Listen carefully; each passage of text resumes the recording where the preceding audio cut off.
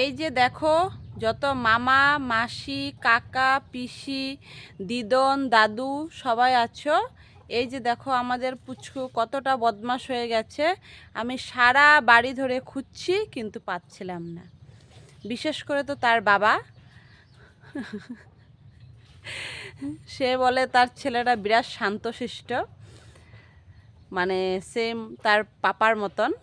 তো এই যে দেখো, লাস্টে এসে দেখি সে বাগানের মাঝখানে দাঁড়িয়ে আছে, সে কক খেদাচ্ছে।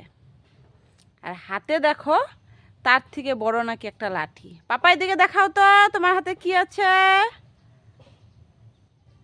দেখতে পাচ্ছ? এই হলো আমাদের দুষ্টু মিষ্টু ছেলে। তো দেখো, আমি বাড়ির কাজকর্ম করব নাকি তাকে পাহারা দিব। তো চলো তাকে ধরে নিয়ে যাই বাড়িতে এখন। বাই।